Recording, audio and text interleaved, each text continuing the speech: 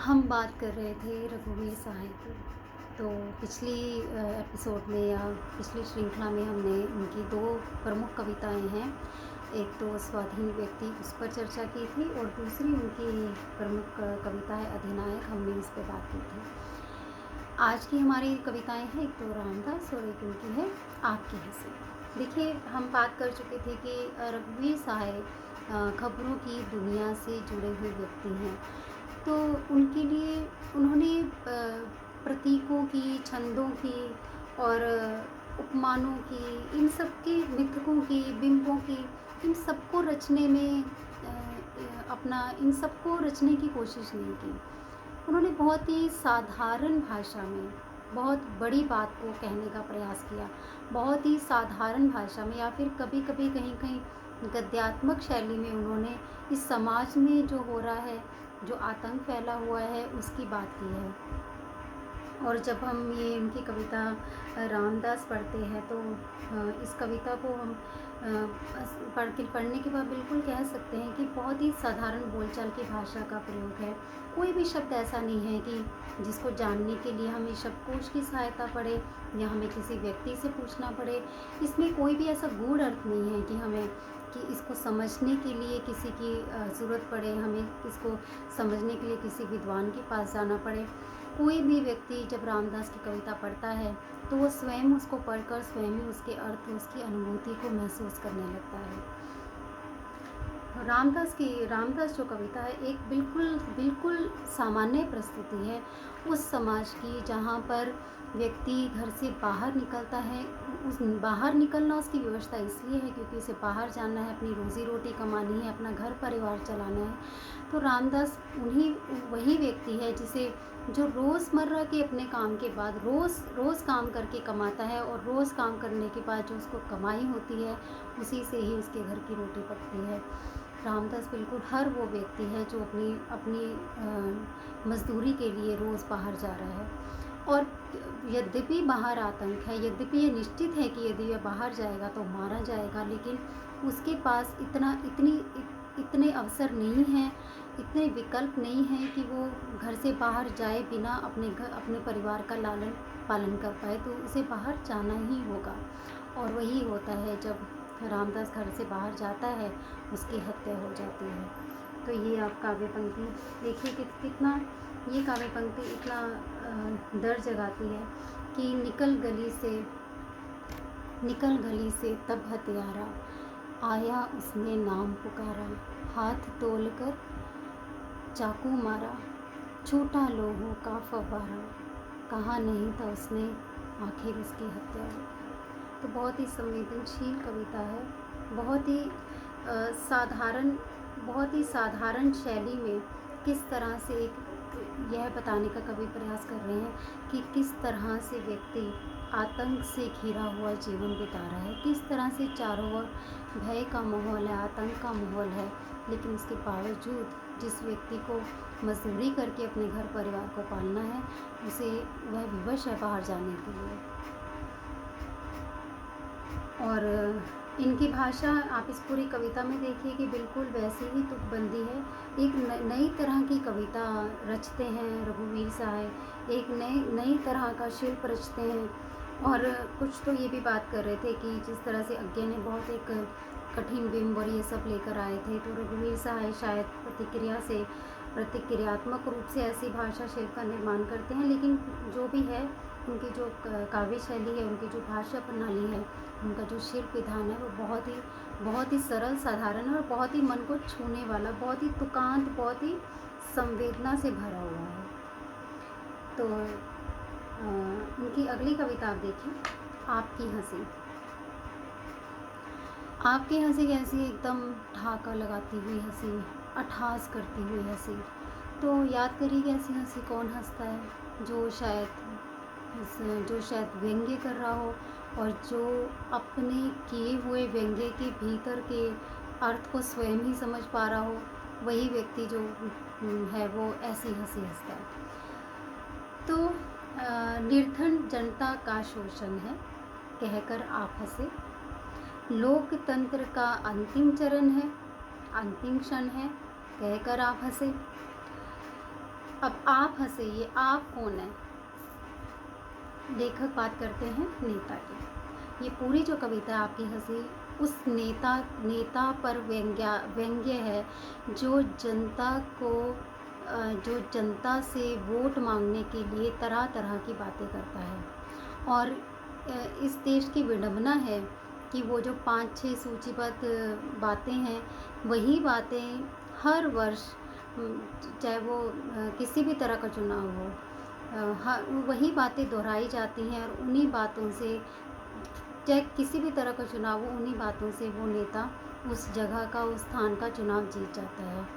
यानी जनता इतनी भोली है कि वह समझ ही नहीं पाती है कि एक नेता के जो दावे हैं वो कैसे एक माया जाल है, जिसे फैलाकर वह जनता को अपनी बस में कर लेता है, उसे मुग्ध कर देता है कि केवल वही है जो उन्हें इन सब परेशानियों से मुक्त कर देगा।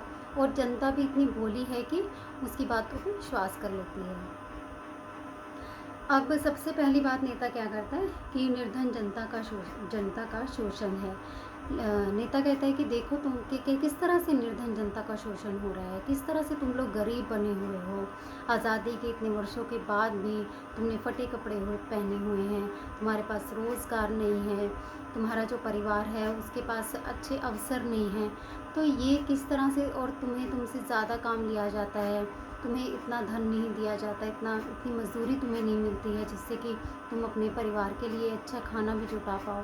तो इन सब बातों को करके तुम हंसते हो, आप हंसने लगते हो, कहकर आप हंसे। तो क्यों लेखक इस बात को समझ रहा है कि वो क्यों हंस रहा है, क्योंकि उसे पता है कि जब वो भी नेता बन जाएगा और जब उसका कार्यकाल शुरू होगा नेता के रूप में, तब भी इन लोगों की यही स्थिति ही रहने वाली है। इसीलिए वो नेता जो है वो इन बातों को चिन्हित करने के बाद एक जोरदार ठहाका लगाने लगता है। और क्या कहता है वो नेता? लोकतंत्र का अंतिम क्षण है, ये भी बताता है कि देखो लोकतंत्र का दम घुट रहा है। जहाँ पर जनता के लिए शासन होता था, जनता के द्वारा चुने गए लोग शासन में बैठा करते थे और ऐसा सोचा जाता था कि जनता का बहुत उद्धार होगा, तो ये लोकतंत्र का तो बिल्कुल अंतिम क्षण है। यहाँ पर तो लोगों के बारे में सोचा ही नहीं जा रहा है। यदि ऐसा होता तो तुम्हारी ये स्थिति नहीं होती, ऐसा कहकर भी जो नेता है वो ठहाके लगाने लगता है। सबके सब हैं भ्रष्टाचारी, कहकर आप हंसे। क्यों हंसे? क्योंकि पता है कि मैं भी, जो अब तक जो नेता बनते आए हैं, मैं अपने भाषण में उनको तो भ्रष्टाचारी कह रहा हूँ, लेकिन वो नेता अपने भीतर भी जानता है कि वो कितना सज्जन है या वो कितना भ्रष्टाचारी है। उसे पता है कि जब शासन या सत्ता उसके हाथ में आ जाएगी तो वो भी बिल्कुल वैसा ही भ्रष्टाचारी हो जाएगा। चारों ओर बड़ी लाचारी, और कितनी लाचारी है, तुम लोग कितने विवश हो, तुम लोग कितने निराश हो। तो ये सारा एक जो जाल है, बातों का जाल, वादों का जाल, जनता को आश्वासन देना, जनता को अपनी गिरफ्त में करना, उनके आसपास क्या क्या गलत चीज़ें हैं वो बताना, और वो गलत चीज़ों से उन्हें डरा कर उन्हें अपने लिए, अपने पक्ष में वोट डलवाना, ये सारे जो खेल हैं वो एक नेता करता है। और ये करते करते अपने भाषण में वो ज़ोर ज़ोर से हंसता भी है। कितने आप सुरक्षित होंगे, और उनकी सुरक्षा पर प्रश्न चिन्ह लगा रहा है। वो लगा रहा है कि कैसे रोज़गार के लिए बाहर जा रहे हैं, आपका घर आर्थिक रूप से कितना सुरक्षित है ये आप अंदाज़ा लगा लो, या बाहर जाकर आप कितने सुरक्षित हो। इन सब बातों को एक नेता कर रहा है। मैं सोचने लगा सहसा मुझे अकेला पाकर। अब उस जो वो भीड़ इकट्ठी हुई थी उस नेता को सुनने के लिए, उस इकट्ठी हुई भीड़ में कवि भी शामिल था।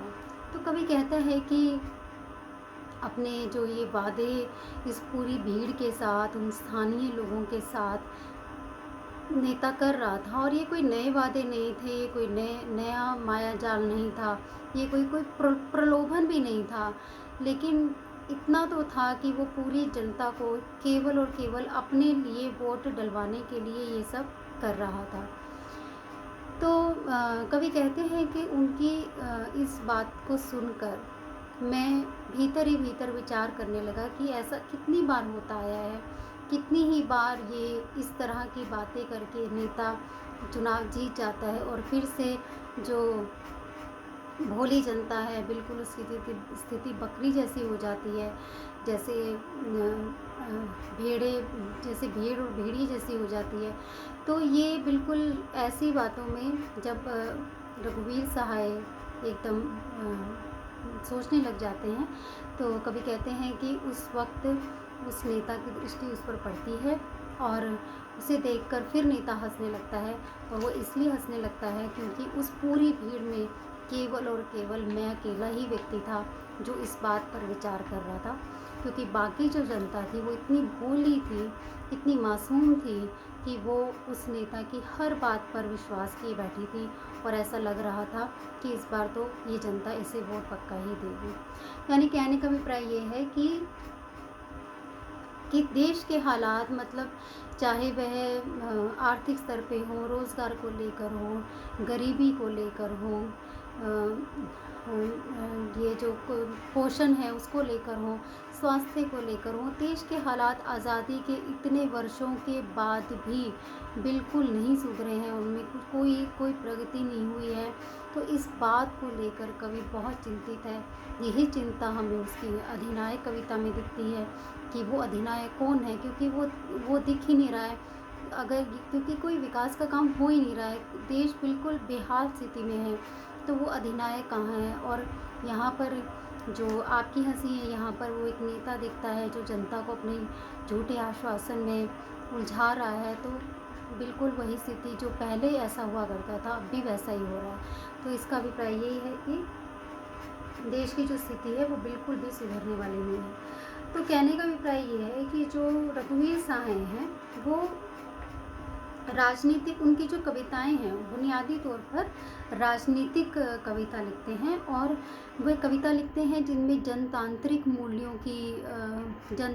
मूल्यों का हनन हो रहा है। बिल्कुल उन बातों को करते हैं, वे जनता के पक्ष में आवाज़ उठाते हैं, वे सत्ता का विद्रोह करने वाली कविताएं लिखते हैं।